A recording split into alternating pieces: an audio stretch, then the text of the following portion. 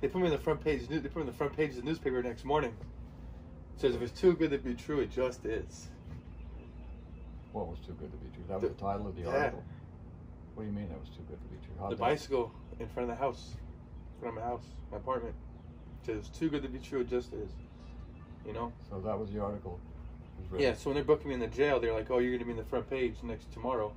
I'm thinking, yeah, who am I? I'm nobody important. Why am I in the front page? The whole thing was staged. Yeah, just so they can get that. You know, it's just, you know, after that I lost faith in the whole police system.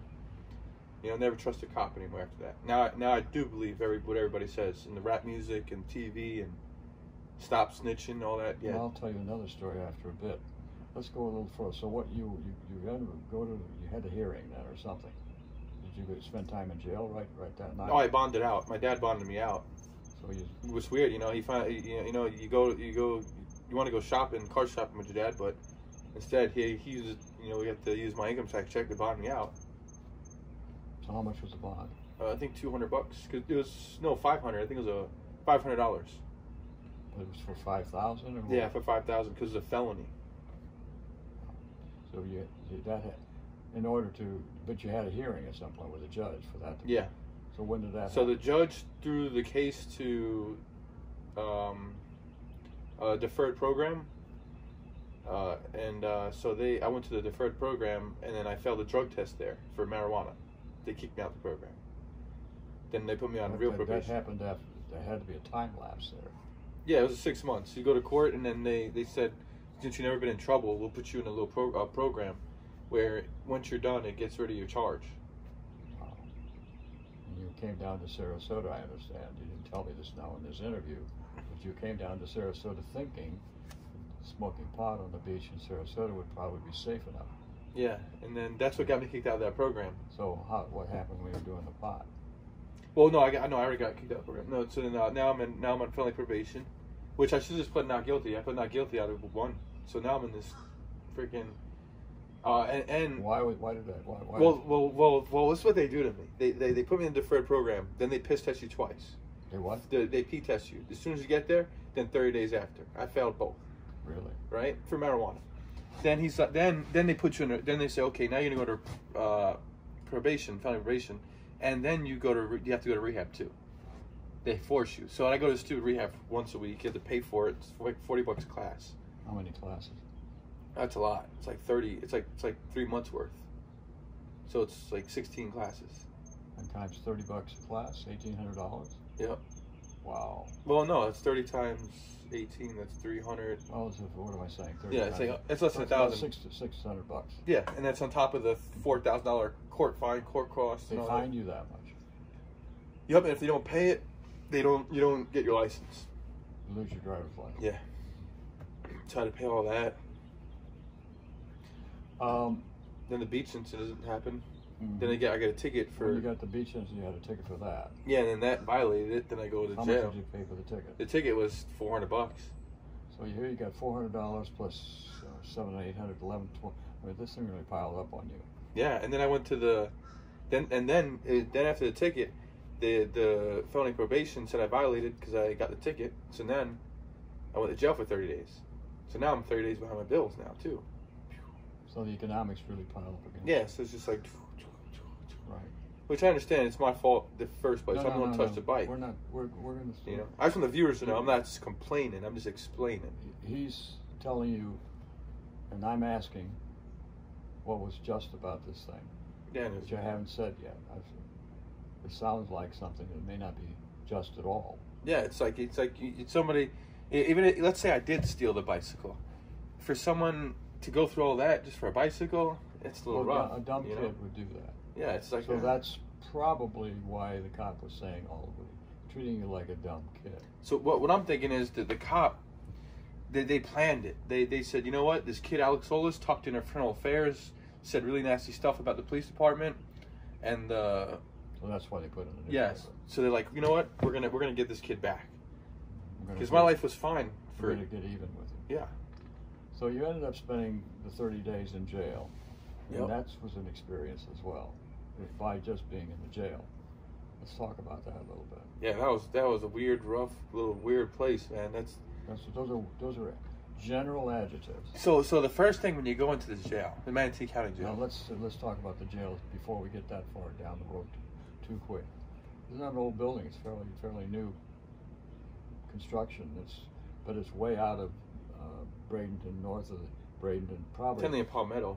It's about almost 8-9 miles or so, right? Yeah, you picked me up. I know. That's why I'm asking how far was it.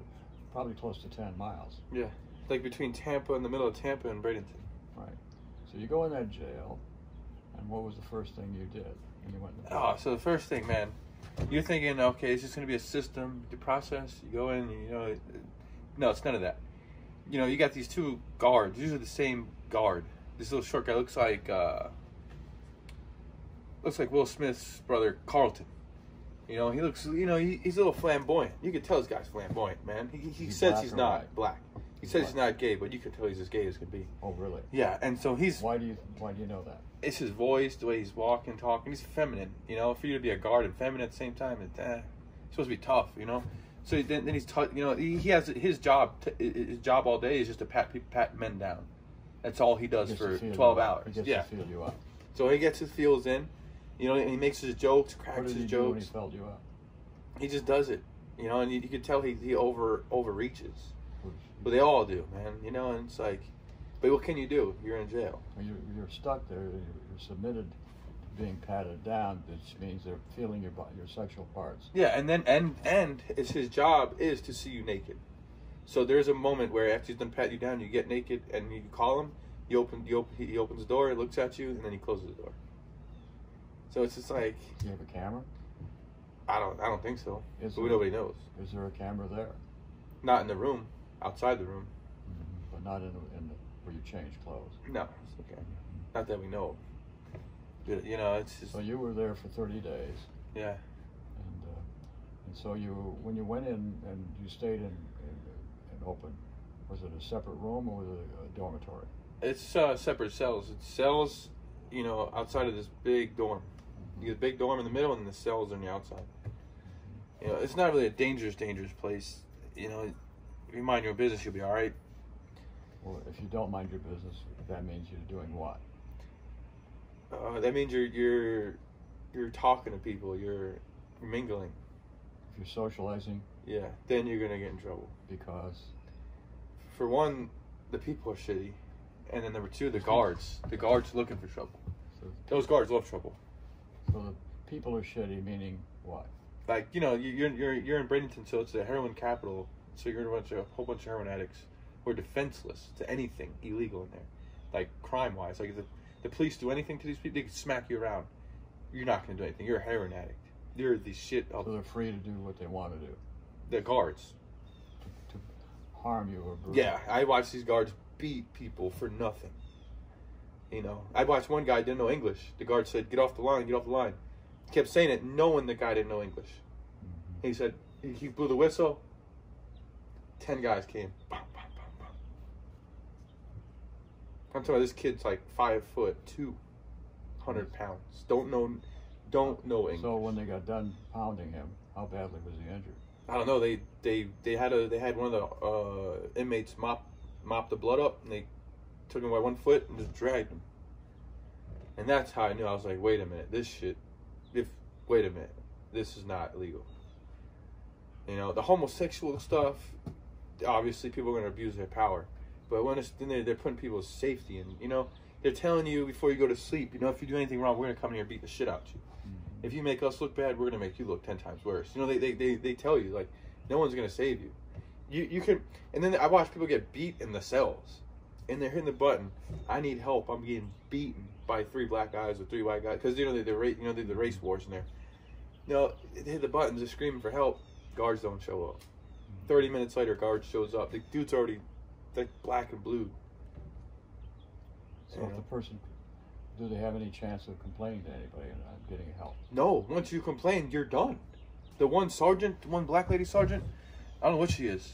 But she'll tell you straight to your face. She'll tell you her name, her badge, and everything. She said, "You tell on me, you're done. This is my name, everything." She even write it down for you and throw it at you and hit you in the head. These people are ruthless, man.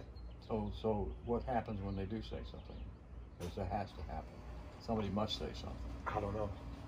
Never seen what happened to anybody for having told? No, nobody's really that dumb in a situation like that. You're vulnerable. There's no one. If you're in a world where no one's gonna protect you, what are you gonna do, man? You're actually gonna take a chance? No.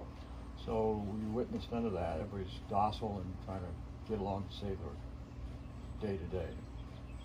Every day was a nightmare, right? Yeah, there's nothing good. Yeah, there's nothing good going on there. You told me once when you came, I picked you up after a fair long walk for you and me searching for you coming down the roadway from the Manatee, what was it called? What's it called? The jail you were in. Manatee County Jail. The county jail. And it was a sunny day, fortunately, and I spotted you and drove up to pick you up. And then afterwards, we went and had some chop suey or something, Mexican, Asian food, Chinese food. And you told me, what the hell you told me? Something you said to me at that time. Though the Muslims were protecting people. Oh man, they're recruiting. That's a machine in there. That's a Muslim machine. It's a homosexual machine, a Muslim machine. It just generates. It's like a generator. So let's do this. Let's talk about the Muslim first, and then the homosexual. How that works. Well, the Muslim. Well, they're what? You got Muslim leaders in there, and they're recruiting. You're a Christian. You're not gonna make it. What do you mean? People are gonna ask you. You know, when you pick up your Bible, why are you reading the Bible? Oh. They're gonna taunt you. You know, obviously there's Christians in there. You know, there's a safe. You know, there's those safe people you can congregate with, but the Muslims, man, they're watching. They're watching us pick up their Bibles. So, if does anybody argue with them? Yeah. And the Muslims, what they do is they're smart. What they do is they take all of their food, they put it together, and then they look at the guy who has no food, or guy who just came in. Hey, come eat with us. Then they say, here's the Quran, read it. Okay. Then the guy reads. He's like, wow, these are my friends. They're feeding me. Give me a book. This is awesome. And they're like, hey, we'll protect you. You're with us. Now the person's doing the Quran thing at 11 a.m. every day with the mat. They put the mats down 11 a.m. So how do they deal with the guards?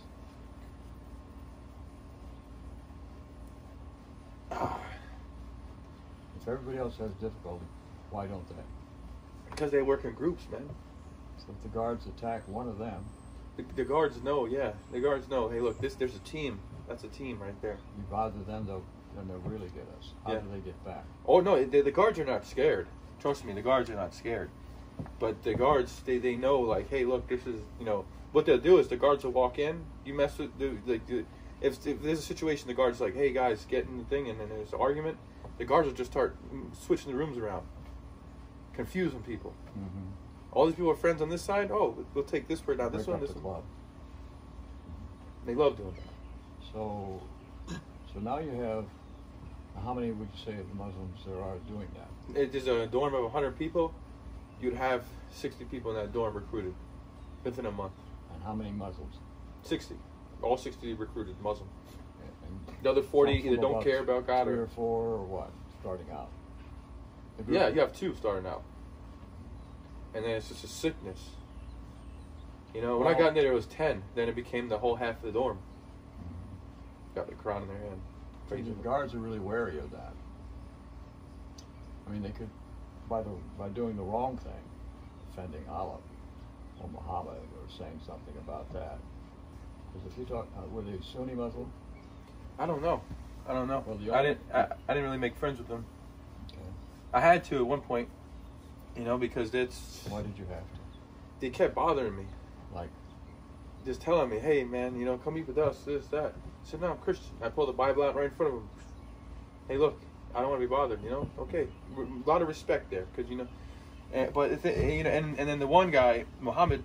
Is his name Muhammad? Yes. That's interesting. Well, it's Ahmed. Well, no, it's Muhammad. Everybody called him Ahmed.